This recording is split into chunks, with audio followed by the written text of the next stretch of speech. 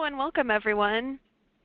My name is Stephanie Kubik and I'm the Chapter Relations Manager at the Depression and Bipolar Support Alliance, the leading peer-directed national organization focusing on the two most prevalent mental health conditions, depression and bipolar disorder.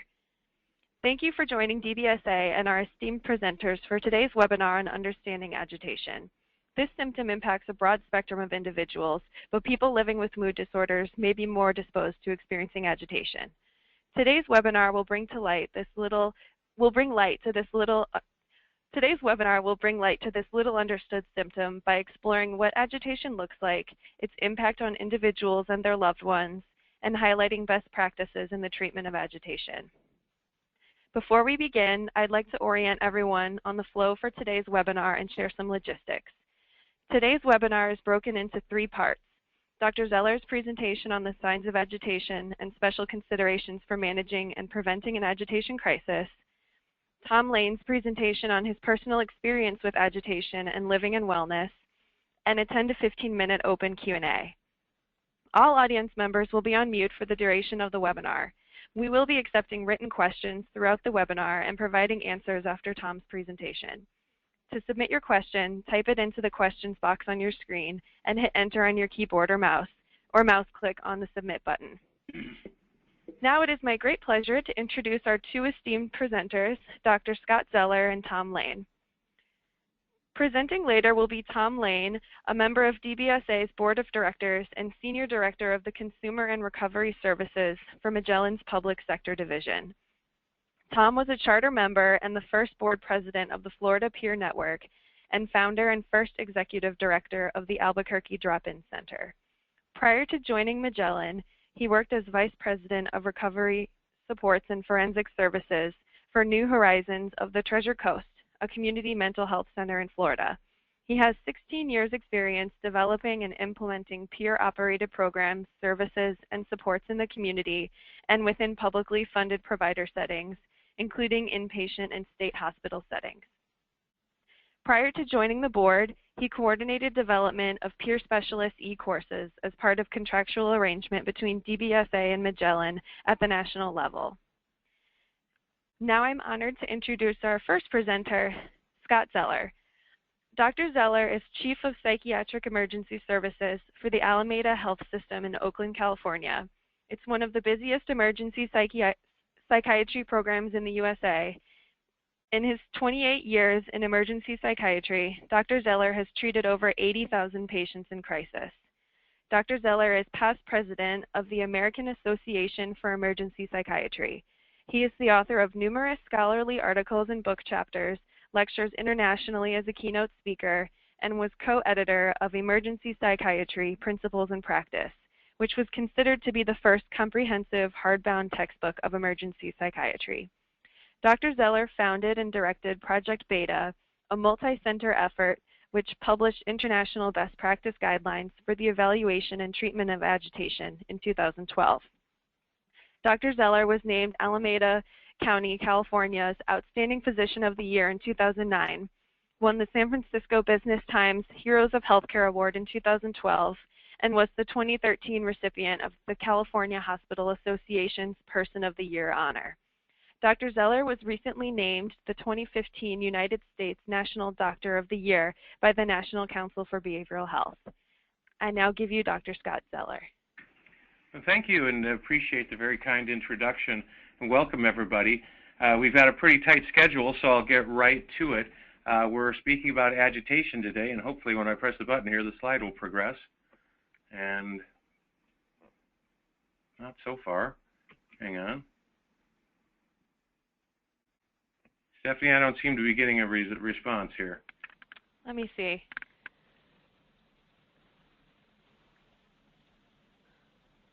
Go ahead and try it now.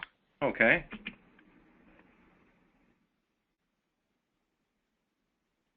Maybe I can just tell you next slide. See if you can get it from your end there. There we go. Okay. There's my mug. Next slide, please.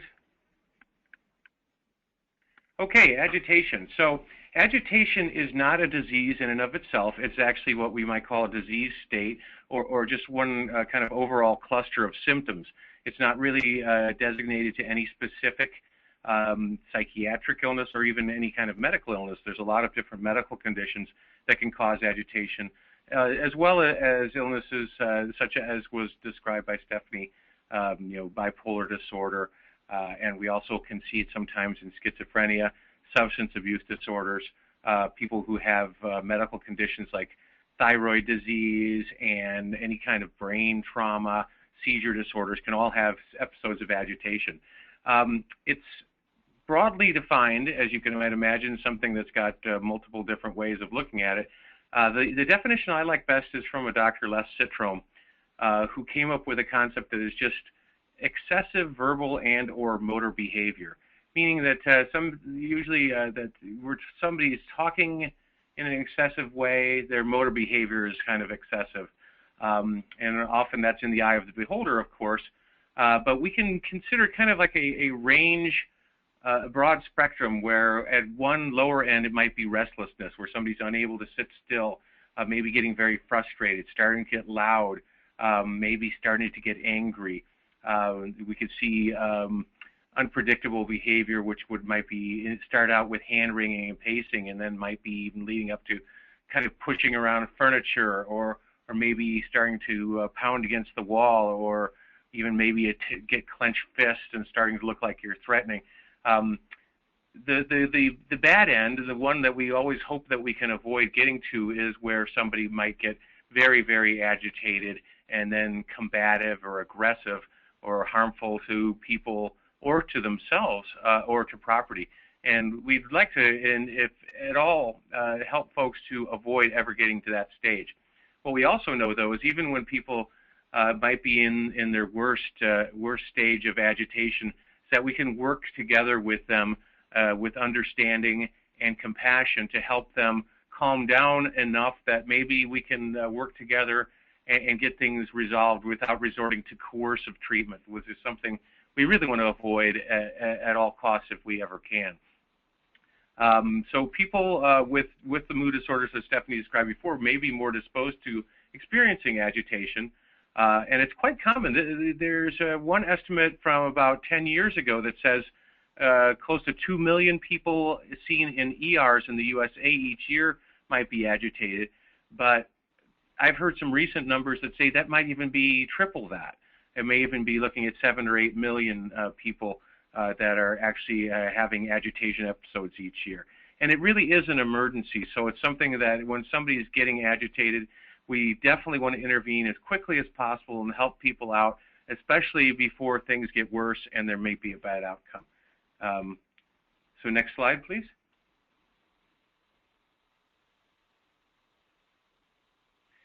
So what happens to individuals when they are actually going through an episode of agitation themselves? So there's a couple of things interesting about it.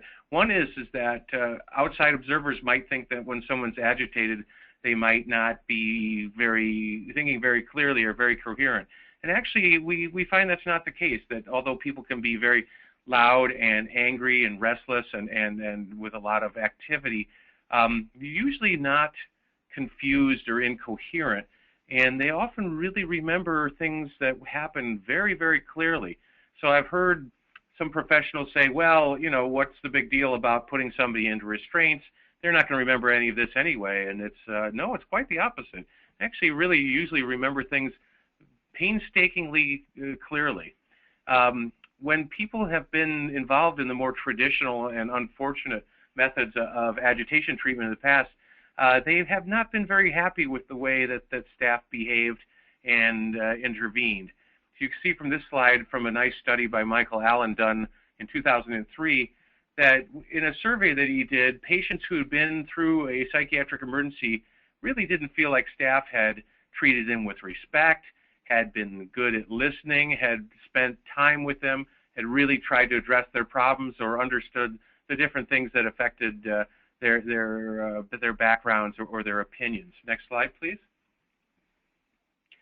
The things that came up during his survey was that people felt that it was really important that they should be treated as a human being and with dignity, and that staff, instead of telling people what to do, which is far too common, They should be listening to what a person has to say, respecting their wishes, finding out what their wishes are, saying, how can we help, rather than do this or sit down or shut up or something like that.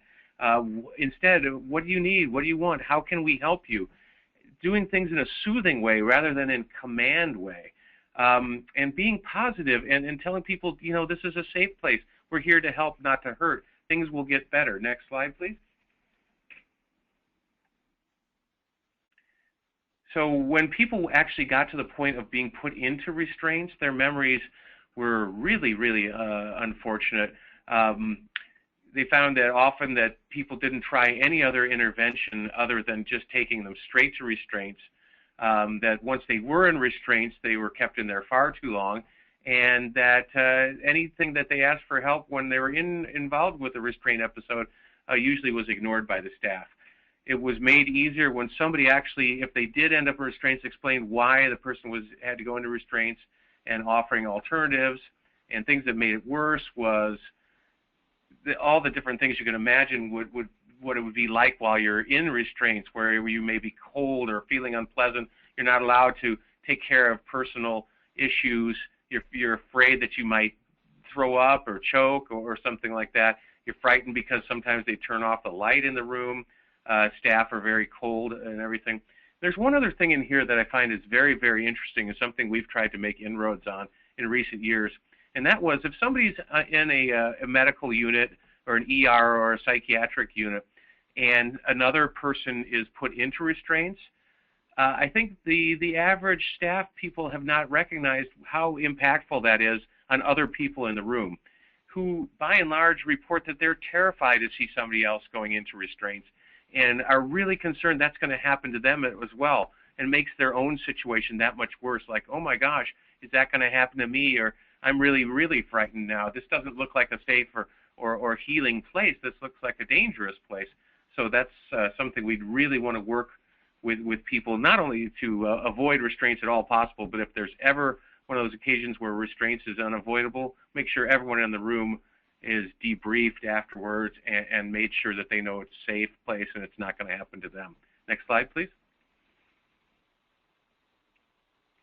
So agitation in most of the United States for many, many years has been treated in a way that we unfortunately may refer to as restrain and sedate. Unfortunately, it's probably still far too common in the 5,000 or so emergency rooms around the United States. And restrain and sedate is pretty much a very coercive treatment where staff will take a person, and sometimes they'll actually tackle them or converge on them so that they'll do what we say is hands-on, holding a person down and eventually getting them into a restraint bed or restraint gurney where typically they're restrained with leather restraints or something else that's similarly strong like that at the wrists and the ankles, and usually across the belly as well. It's a very, very unpleasant experience that would be frightening to just about any of us. And so many of us have really sought to find another way to intervene in agitation and to spread the word on alternative ways to treat agitation instead of this restrain and sedate. Unfortunately, though, it's still far too common. That's why we do things like have webinars, so that hopefully we can get the word out that there is better, safer, and more humane ways to intervene in agitation. Next slide, please. So our organization, the American Association of Emergency Psychiatry, did Project Beta. It was an 18-month project we started in 2010. We had 40 emergency psychiatrists, ER docs, other kinds of mental health professionals, but also included patient advocates, a patient rights attorney, all kinds of different points of view, so that we really wanted to come up with new guidelines for interventions in agitation that were effective and safety-minded, but really also were in the best interests of the person going through the restraint episode. What we would currently have a restraint episode, the person who was going through an agitation episode, and hopefully avoid restraints. Next slide. BETA stands for Best Practices in Evaluation and Treatment of Agitation. In case it wasn't clear. But it's also, when we say BETA, it's kind of like the second way. It's a brand new way to look at working with agitation. Alpha may have been the unfortunate restrain and sedate. maybe beta is a new and better way. Next slide.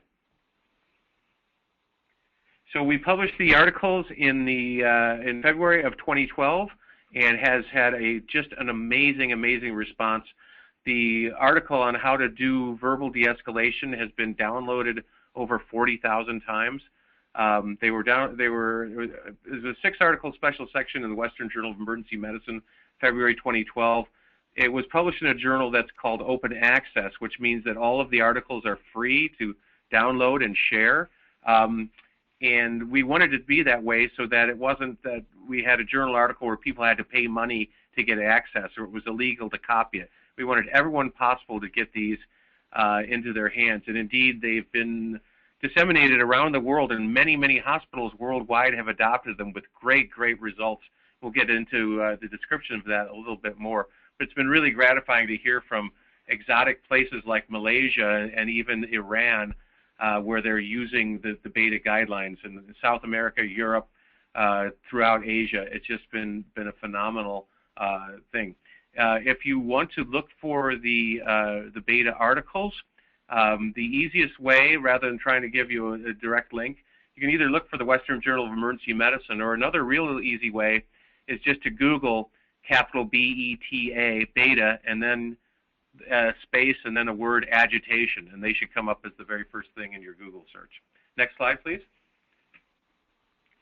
So we based the approach to the beta work groups on what we call the 6 goals of emergency psychiatric care that I published in 2010. And real quickly, what they are is, number 1, we want to exclude medical etiologies for the symptoms of agitation, because so often agitation can actually be caused by a medical condition. Before we try to do psychiatric interventions, we want to make sure that there's not a medical issue going on, because some of those medical problems can actually be life-threatening. So let's make sure that people are medically stable. Sometimes all that really requires is a real good visual evaluation, some vital signs, and let's make sure that if somebody needs medical attention, that we get that first, and that should always be the most important thing first. Secondly, we want to rapidly stabilize the acute crisis, and when I say rapidly, I mean instantaneously. It would be nice to have our treatments work so quickly that people get better quickly. I often think of someone going through agitation as having the worst headache they've ever had in their life, and it's the psychiatric equivalent of the worst headache you've ever had. And when you've had a terrible headache, you're like, oh my gosh, this is so awful, I want it to go away now. And I think that's the way that agitation must feel like as well. It's like anguish, it's a psychiatric pain, and we want to relieve that pain as quickly as possible. The next 3 goals kind of go together. We've already been talking about avoiding coercion. I think that's really important in successful mental health care. We should never be in a situation where it's I'm the doctor and you're the patient, you're going to do what I say. Rather, it should always be we're teammates. We're going to work collaboratively together. We're going to do what we call get a therapeutic alliance. It's going to be you and me together. We're going to figure out a way to make everything better, and this is going to be done in a safe and non-coercive way. We also want to do what we call treat in the least restrictive setting, and what that means is obviously being in restraints is a very restrictive setting. Even being in a locked hospital is pretty darn restrictive. Even just in a hospital itself is a restrictive setting. Where our goal would be is to get you to the place you consider most comfortable. Maybe that's home, sitting back in a chair and relaxing, or maybe it's somewhere where you're able to freely come and go. But that's our goal, to get you into that kind of least restrictive situation as quickly as possible and avoid those coercive restrictive situations. And then when we are able to get a good evaluation and treatment completed, we want to make sure that we get you to the next stage safely and quickly, and make sure that you've got a really strong follow-up and aftercare plan, so that hopefully you never get to the point where you're in an unpleasant episode of agitation again. Next slide, please.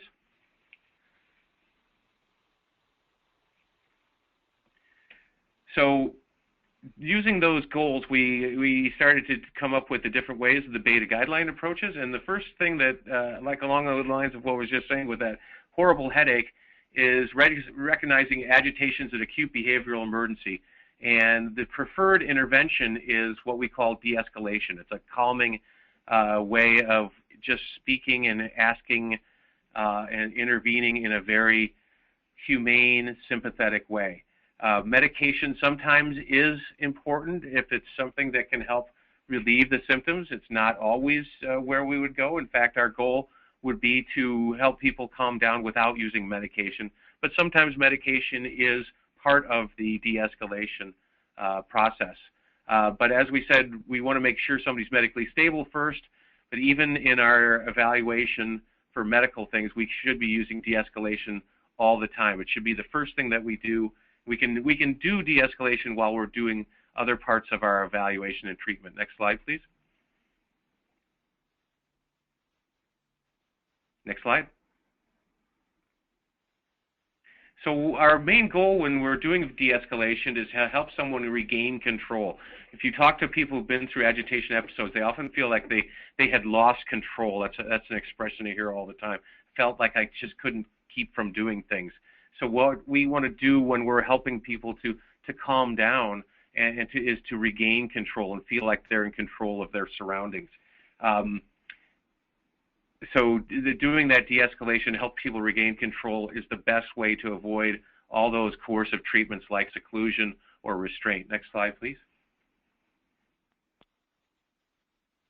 So here's just kind of a quick schematic showing you that you can do all parts of the evaluation and treatment of agitation. They all revolve around doing good de-escalation. And whether it's psychiatric evaluation, medical evaluation, providing meds, all these things go hand in hand, can be going on simultaneously, and those are the best ways to avoid those coercive outcomes like seclusion or restraint. Next slide. Now, one thing that's actually interesting is I talk to physicians sometimes where they say, well, I'm a very, very busy doctor and I don't have time to do de-escalation. It's a lot better for us if we just put somebody in restraints and give them a shot. Then I point out to them, good de-escalation often may only take a minute or two. But when you're talking about the easy way, first you're getting a whole big group of people together, and then you're coming in and surrounding a person and maybe then tackling them and then having to hold them down until you get some kind of a gurney to put them on, and then transporting them into a room where there's a restraint bed, taking them off the gurney, putting them on the restraint bed, then attaching the restraints, then having somebody go and get the medication, and having everybody come back again and holding somebody down and maybe pulling down their pants to expose their hip to give them a shot. And wow, how long did that take? That sounds like 20 or 30 minutes. And that was because you didn't have enough time to do a 1-minute attempt at de-escalation. When you explain it like that, you see an aha moment from doctors a lot of the time, that the standard way of doing things, the old-fashioned way, takes a real long time, and it uses a lot of staff manpower, and it's not good for anybody. And in fact, people are saying that if the patients aren't put in restraints, then it's going to be the safety issues, and somebody's going to get hurt. Well, actually, we found that 2/3 of injuries involving restraints happen when the staff is trying to tackle the person or do what they call the takedown. If you don't do that containment, you will actually have less injuries to staff members and the people who are there, the patients. So it would follow that maybe you should try to do de-escalation rather than just going to the restraint process, because it's going to be better outcomes for everybody. And in fact, then it's going to be a better situation for individuals who are there in the ER, because if you think that you're reaching out for help, let's say that you try to call your psychiatrist and you get an answering machine that says, if you're in an emergency, hang up and dial 911 or go to your nearest ER. And if you dial 911, they're going to take you to the nearest ER. But if you know that that ER is waiting for you, a big group of people who's going to jump on you, tackle you, tie you down, shoot you full of meds, who's going to want to go there if that's the expected treatment? But if you know that you go there and you're going to be treated humanely and compassionately and with sympathy and given an opportunity to get better without going to restraints, then maybe you'll go there and trust people, and next time you'll go in earlier and not stay away hoping to avoid that bad outcome that maybe ends up happening because you stayed away. Next slide, please. And in fact, it's not even good for the doctors or the hospital itself if people are restrained. It ends up that a person going into restraint means they're going to stay in the ER on average more than 4 hours longer than anyone else. And people working in the ER need to have people moving through the ER at all times for them to have a successful program. And if they're tying people down, giving them shots, and then having them stuck there for 4 more hours, where it's not good for the patient because it's there in an unpleasant course of situation, it's not good for anybody else, it's really a good reason to avoid it altogether. Next slide, please. So here's basically, in the 2 minutes or so I've got left, real quickly go through how de-escalation should go in a very general way. Basically, here's what my colleague Abram Fishkin created that he called the 10 Commandments of De-escalation. Basically, be non-provocative. In other words, if somebody's agitated, don't be agitated back to them. Be calmer. Be understanding.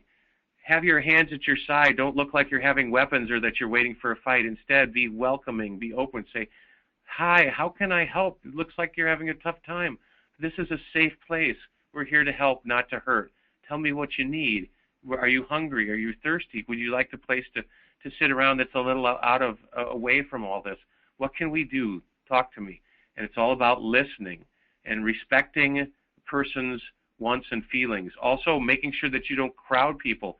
The average person who's in an agitated state is usually very frightened and often might be quick to react. And the worst thing that you can do in a situation like that is surround somebody or back them into a corner or get really close, because that's going to make them more frightened and think that their safety's in jeopardy, and maybe they may feel the only way out is to run for it or to fight, and both of those aren't going to have bad outcomes.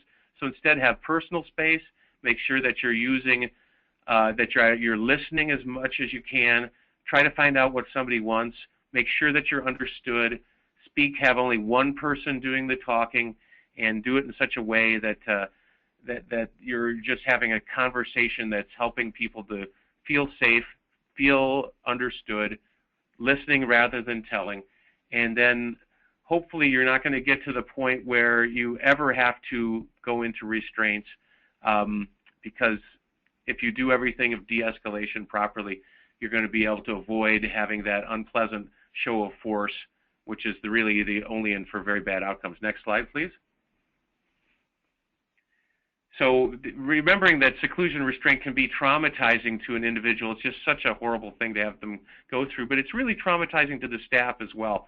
And finding ways that we can avoid putting somebody in restraints is really better for everyone for the long term, because I don't think most people want to be that person who's putting somebody into restraints either. It's just something that everybody should want to avoid. Next slide, please. So when the beta guidelines were implemented in our first test site in late 2011, people were saying this will never work. If you aren't restraining people, it's going to be a dangerous place. There's going to be more assaults. There's going to be more injuries. Well, in the first 6 months, by implementing the beta guidelines, we showed that we were able to drop the number of restraints down by 43%. And contrary to what all the staff believed, assaults and injuries actually dropped by much more than that. So it was like we said, if you're not doing that surrounding, that tackling, the takedown, instead working to avoid restraints, that actually there's much less assaults, there's much less injuries. And it got to the point at this one center where the staff started, instead of disbelieving, started really believing, and ended up saying that they wanted to do it more, and they started having competitions at who was better at doing de-escalation, who was the more compassionate one, who was the one who really could help people get better the most quickly. And what a nice change that was. Next slide, please, which I think is, we're getting almost to the end. The numbers continue to go down, down, down at the first place that we implemented beta, down all the way down to the next slide. As of 2014, they were only using at this very, very busy psychiatric emergency service with about 1,500 involuntary patients brought in by police per month. Only 2 out of every 1,000 ended up going in restraints. And I'm happy to tell you now that that's even lower. The first 4 or 5 months of 2015, they're now averaging less than 1 out of every 1,000 patients ever goes into restraints. And they just went 68 days in a row at this very, very busy psychiatric ER with nobody going into restraints at all. So next slide. I think that's basically the end of my talk. But just to add one other thing is that this same center, the more that the reduced restraints, the more that assaults went down, the more that injuries went down. And amazingly enough, they got so low on the injuries and assaults that their workman's comp insurance policy dropped 90%. And the neat thing about this wasn't just one place that this happened, but we've seen these kind of numbers replicated at many, many sites around the world, and people have published their results. And what we found is the more places that accept the beta methods of reducing restraints and being more thoughtful and collaborative rather than coercive in agitation interventions, that you just have wonderful, wonderful outcomes. And then with that, I'll turn it over to Tom.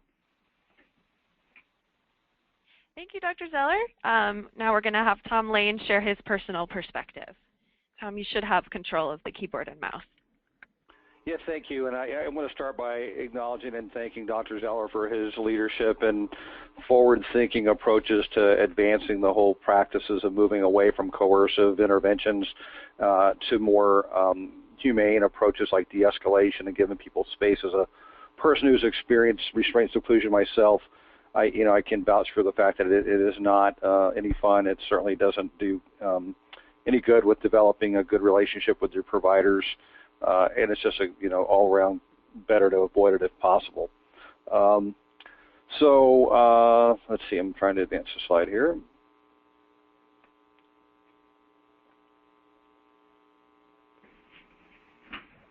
Stephanie, can you advance the slide for me, please? Thank you. So, thinking about this before, I get into my own story is, my perspective is that, everybody can get agitated. It may not be, at the threshold that Dr. Zeller has talked about.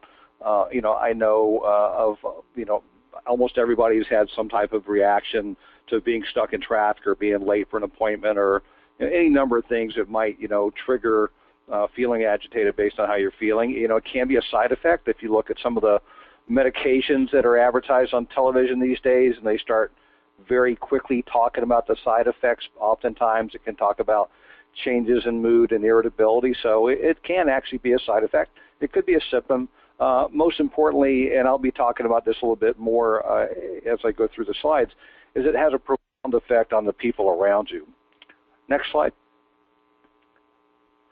This is a quote that I actually resonated with me a lot because it really kind of captures some of the way that that I have felt when I've been agitated and irritable and have been in those situations where I could potentially have experienced either a more heavy-handed law enforcement response or certainly a more coercive approach in a psychiatric setting. I think this is just something that I wanted to share with folks because a lot of times this kind of encapsulates how I feel is, very tight, lack of control, very confined, and so, hopefully as I go through this, you can kind of keep that in mind. Next slide. So my personal experience is that, before things got better, they got worse for me. I say these days that, well, it's not my identity, and I don't see myself through this lens. I live well with bipolar disorder. I'm also a recovering addict. So I've had, a lot of experiences of being homeless. I have been in jail. I have struggled with addiction. And that whole impact was very much negative for myself. It certainly took a toll on my family as they tried to help me and weren't able to do so, especially when I would be, in a very agitated state and be reacting out of, a feeling of loss of control. For folks who are around me as well, my peers, people I, worked with, it was something that people really had a hard time dealing with. But, it was primarily a result of just really being unwell. Next slide. So I, think about this in terms of how it affects me with the 4 E's, and that's energy, the environment you're in, and again, going back to some of Dr. Zeller's work in inpatient settings and in emergency settings, certainly environment has a big role to play when you find yourself in a place where you could potentially be admitted against your will or have been committed. Emotions, there are a range of emotions that can feed into feeling agitated. And then again, in my own experience, I've been able to go from 0 to 60 in a heartbeat or even, 600 or 6,000. So, I can really go from extremes very fast. Next slide. So, what's the deal with energy? Stress can have a big effect on the energy level. I mean, it can be too much. If, in my case, living with mania sometimes, or too little, where I have no energy because I'm depressed, or actually I can get into a place where my energy is just right, and I kind of get into that zone where it happens mostly at work because that's where I have a lot of concentration. But just in life in general, there's a place where I can get my energy balanced to where it's working well. But not getting rest, lack of sleep. Certainly the influence of substances, has a profound effect on what the outcomes might be. I can tell you just from personal experience that when I have been under the influence, it was, all bets were off. And a lot of times I certainly understand why that was the case. And then the impact of pressures in your life. I have what I call a personal energy profile that changes. And it really revolves around finding that balance around, not too much, not too little, just right. It's kind of like the porridge in the Three Bears story. And then, you have to spend your energy wisely. I know that I do, because I can certainly quickly run out of energy and or have so much energy that I feel pent up. And again, that kind of goes into that constricted thing back from the quote from The Restful Mind. Next slide. So environment, that has a huge effect on this, where you are, who you live with, and how you live. If we look at some of the social determinants of health, particularly around housing, it might be really difficult if you happen to not have a house, if you're living in the bushes or a homeless shelter or transitional housing or a group home. Sometimes those are very difficult environments to live in.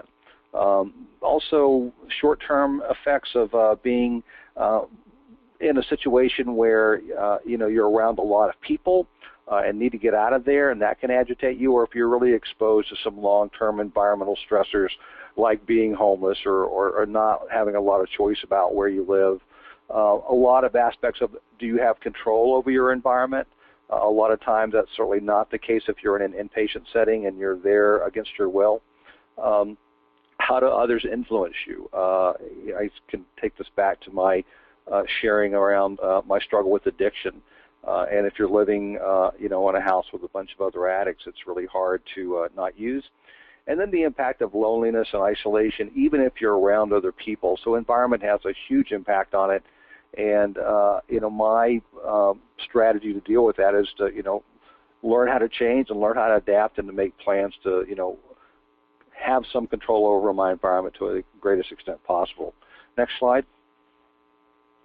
Emotions, emotions. Could talk for a long time about this. I'm mindful of the time. I want to make sure we have time for questions here. But the more limited range of emotions you have, the more limited your feelings are. And I can, again, this is just my experience, but, when my emotions were kind of limited to anger and sadness and, feeling frustrated and all those things, instead of having some of the more, warm, fuzzy emotions around being kind and loving and things like that, I was much more prone to being agitated. There's a huge impact on others in terms of the emotions of others if you're in a state of agitation or irritability. And I talk about trying to avoid woe, which is walking on eggshells. That's, I've been married 3 times.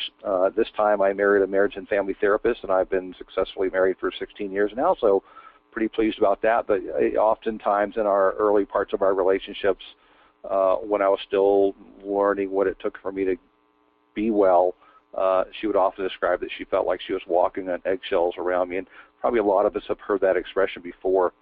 So for me, I worked really hard on building a greater emotional range.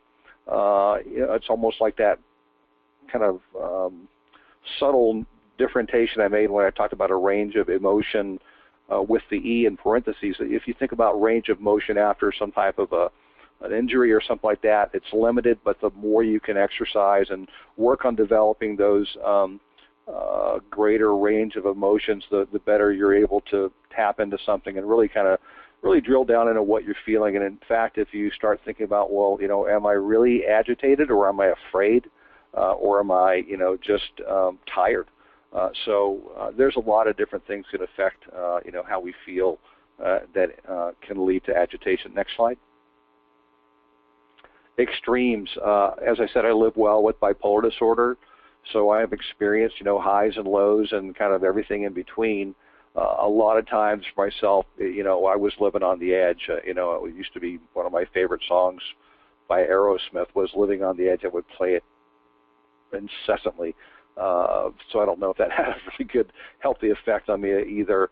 The other 3 E's I've just gone through have a big effect on extremes, whether or not your environment is an extreme one of, being cold in the winter and in the rain, and if you're homeless, if your energy level is just, off the charts and you're feeling like, you're about to come out of your skin, which I've had that feeling, lack of control. Dr. Zeller mentioned that. So either having no control or being out of control, or ideally being, in control. And where are the tipping points in your life? So for me, a lot of those things were affected sometimes by, where I was and, where was, again, the balance I had between those highs and lows. What I've learned is that if you're close to the edge, you need to take a few steps back. You need to get on stable ground, not be afraid to ask for help, from whoever might be able to help you. And everybody should have some type of circle of support that they can reach out to. And then learn about discovering healthy limits.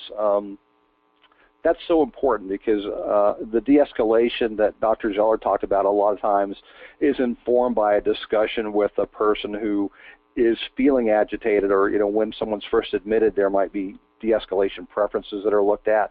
And a lot of that goes back to figuring out what are the healthy limits that work for you. Next slide. This might be a graphic that folks are familiar with if you're familiar with the work of Dr. Peggy Swarback that's been adopted by SAMHSA as 8 dimensions of wellness. And I'm not going to go through all of these, but for me, there were times when I was certainly out of sync with some of these things. When I was homeless and didn't work, I really had no sense of financial wellness. Certainly your physical health needs and emotional needs play into this a lot. But all of these for me are become kind of like what my own framework is for working on wellness and finding balance. Next slide. So what I wanted to do here is to try to paint a picture, and that's actually a painting I've done, but I'm not really a good painter. I'm a much better woodworker. So I talk in metaphors about building today. So if you can find the tools you need, just a basic set of tools that you can use to help you, manage your emotions, to learn how to, stretch your emotional muscles so that you can have more options when you're feeling, agitated, and being able to really look at how it is you're feeling. Everybody should have some tools that will work for them. And then use those tools, practice, practice, practice. If you're starting to feel like you're agitated, at least for me, I can usually tell when I'm building up to that. And I've learned to kind of like check myself and use some of the tools that work for me to kind of not go there. Watch other people. Different people use different tools. And again, if you watch a master craftsman, use chisels to carve something, for me that's in awe, and that just kind of speaks to how people do evolve their ability to use different tools the more they practice and the more they develop their own tools. Have a plan. Know what you're going to do if you begin to feel agitated and you begin to feel irritable, and you need to get in touch with what's going on for you. And that's especially true if you find yourself when you're having a behavioral health intervention provided by professionals, certainly in a potentially restrictive setting. Step back, check your progress, change when you need to and when you want to, and keep in mind that the more you build, the better you get at it. So again, these are just some of the metaphors that I pull out of my background as a carpenter and a cabinet maker. Again, I wish I was a better painter. I would have made metaphors to painting, but we'll just have to stick with my crude painting there I'm sharing. And next slide, please. This is my last slide, and I always close with a picture. That's my dog, Millie. She is probably one of the biggest supports I have in terms of helping me calm down. We can all see things differently when we have a chance to look at it. And when you change the things you look at, change. So what does that really mean? Well, I think a lot of it has been explained as I've talked about my own experiences, and some of the things that Dr. Zeller's been able to do in practice certainly have had a tie back to this, kind of, it's not really a cliche, but a saying, and being able to look at how you can help people not feel threatened but feel safe. We all have can change the way we see our world and the picture we paint. And, I firmly believe that everybody can get better. And I am glad to be able to say today that life is awesome. So thank you all for your time, and I'll turn it back over to Stephanie for the Q&A. Thank you, Tom, and thank you, Dr. Zeller. A couple of closing items before we move on to our general Q&A in case some audience members need to leave early. A couple of resources. In addition to this webinar, DBSA also offers a brochure available in print and through the link if you click the online button. You can view the Understanding Agitation brochure.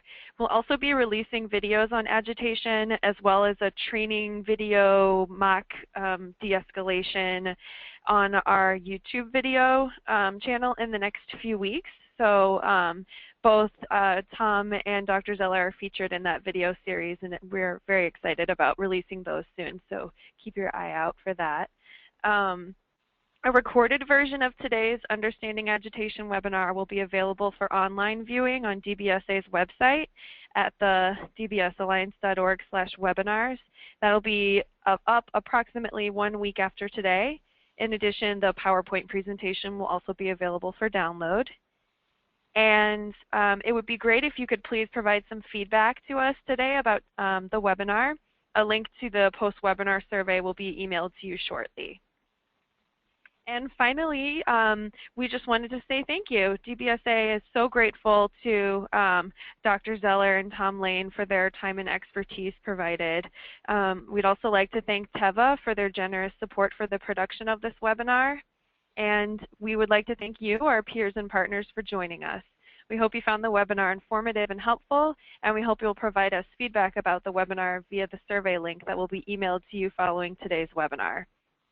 And be sure to check dbsalliance.org/webinars, and be sure to sign up for our monthly e-update at dbsalliance.org/join to learn about future DBSA webinars.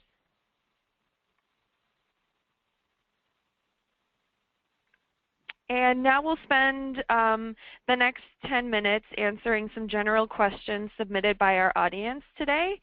So if you would like to submit a question, feel free to do so by entering it into the question box that you can see on the doc.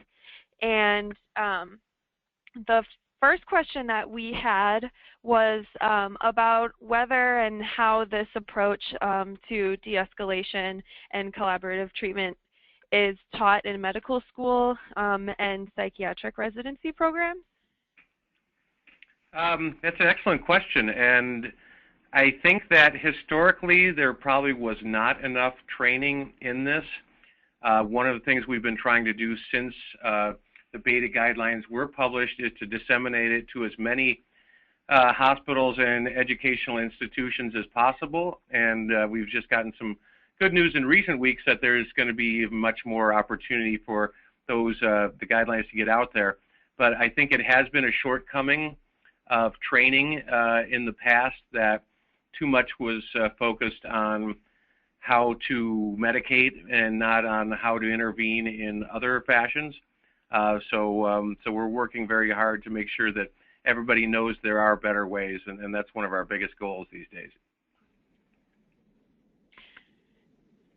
Tom, would you like to share your experience and how peers can be involved in training professionals on these compassionate techniques?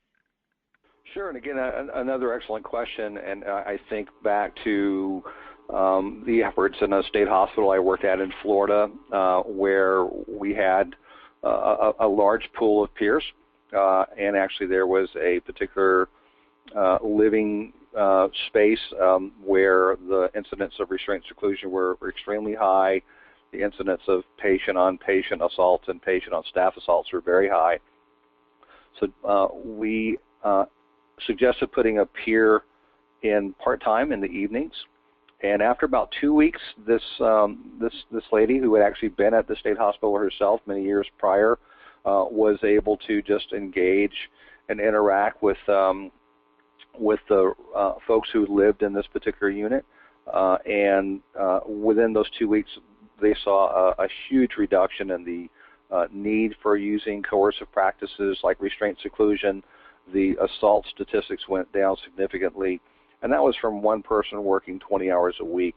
The other aspect of this is when a person who's experienced restraint seclusion has an opportunity to be involved in training and orienting new staff in a facility, that can be very powerful. So I think there's the role of peers being able to directly provide peer support to people who are in, inpatient settings specifically, or state hospitals, or even emergency rooms, as well as a role they have in training others.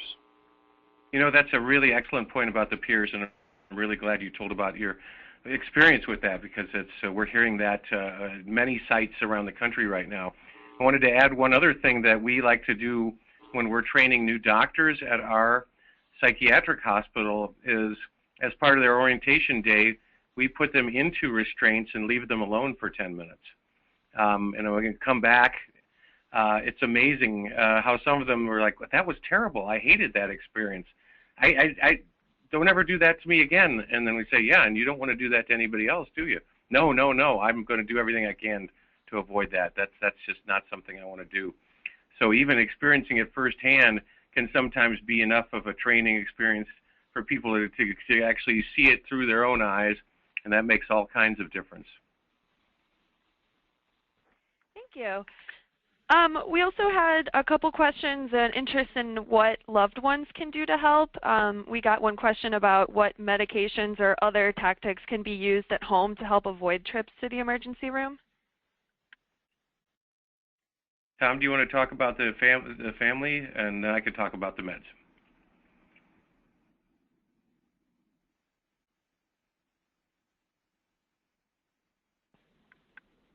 Tom might be on mute.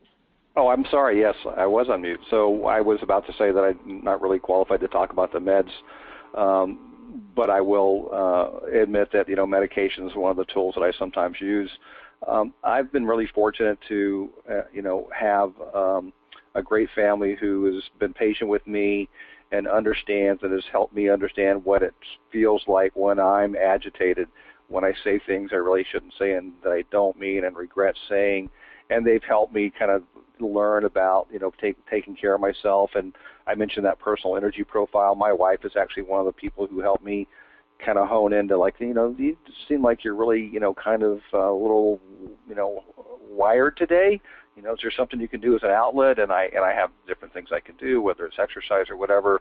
But I think listening to your family members and the people around you, and the people who love you, is a huge blessing for people who are able to have that type of relationship and are in a space where they can hear that.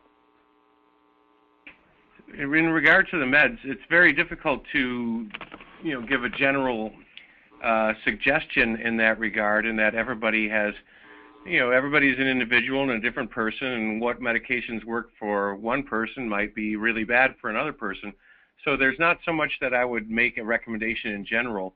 But especially when family have someone that they've been taking to see a doctor or something like that, doctors are usually very happy to chat with family members about the medications that somebody's on, as long as they have permission to do so, of course.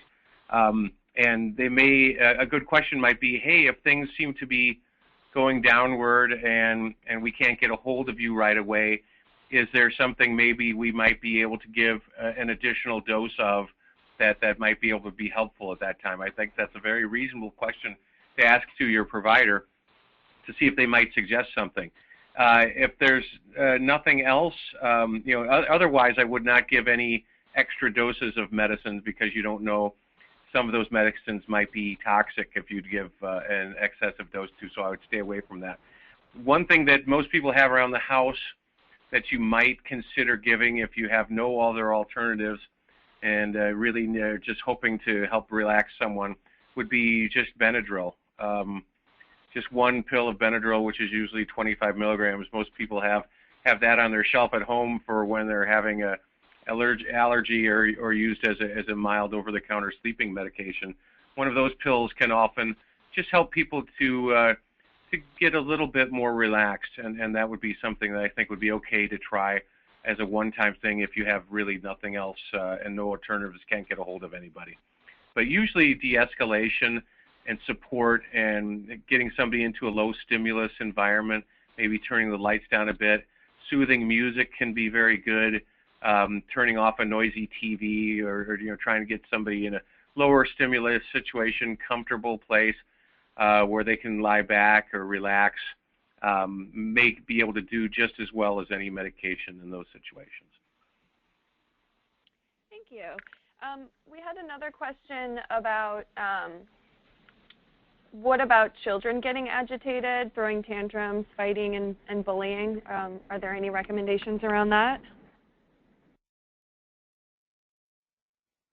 Well, I'll jump in real quick in terms of, I have a wonderful son who's 21 years old now, but, in his younger days, I saw a lot of the same things that I lived through myself as a child, and I think a lot of the things that Dr. Zeller's talked about can apply equally, although, in an age-appropriate way for kids, kind of giving them space, finding out what they need to feel safe and better and relax, being able to pay attention to what their own tools are, and certainly, won't be as sophisticated as somebody who's, older, but I think some things, same things that we talk about for adults can translate, but, I'd certainly defer to Dr. Zeller on some of the, more sophisticated answer to that question. Yeah, and actually in my practice, I only work with 18 and over, so it's a little outside of my area of expertise. I am the father of a 13-year-old son, though, and I wish I had better knowledge of how, when tantrums arise, to help calm them down. But I think what Tom says is correct in that some of the basic ideas that we discussed, it's hard for somebody who's really angry to stay angry when you're not angry back to them. Speaking back in calm, soft tones, making sure that the person understands that you're not going to get angry, that you want to help. It's not always going to work, but somebody yelling at you, if you're responding back in very soft tones, typically their voice is going to kind of go down after a while, and they just can't really get very hostile. Sometimes we know that kids want you to get in an argument back with them, or they're baiting you sometimes, and not giving into that can help relax a situation and diffuse a situation. But as I said, kids and adolescents can be a very interesting situation, and hopefully, just by being as calm and understanding and sympathetic is probably the best approach, but certainly will not always work. Thank you. I was hoping that you guys could both give some examples of some tools for living well. I know, Tom, you referred to that a lot, and I was curious if you guys could give us some examples of ones that have either been personally beneficial or that you've known to work for others. Dr. Zeller, do you want to go first? Are you want to think about it? Yeah, why don't I think and hear what you Okay. hear? You probably have better ones than me, even. Well, they're better, but I've some of the tools that I use is I do creative things. It calms me down. Whether or not it's working out in the yard. Certainly I've been painting for about 16 years now, and that is a great outlet for me. It's quiet, it's restful. I kind of get lost in it. So those are two active things that I do. I love to listen to music. Put my headphones on. Just kind of, I have songs that are I have a very diverse playlist. But mostly it's around getting out of my head and getting into an activity that's more pleasant. It's relaxing. It's something I can see results from. Especially like working in the art of painting. A lot of times with my work, the type of work I do, I don't immediately, I can't touch it, I can't feel it. Whereas, if I go out and plant a new plant or a tree, or if I'm working on a painting, then, that kind of, I use a whole different part of my brain. Those are all great. I think along the same lines, what I've always liked to do if I'm finding myself feeling very pressured or getting a bit too frustrated about something, I like to go to the gym and channel all that negative energy into something positive by getting in a good workout. And I find that sometimes I'll get that bicycle going really fast if I'm really frustrated and it's been a tough day. You know, keeping yourself as healthy as possible and even using those bad experiences to do something that's even productive, like exercising, can be a real good thing. I have known that that's something you can do in almost any situation.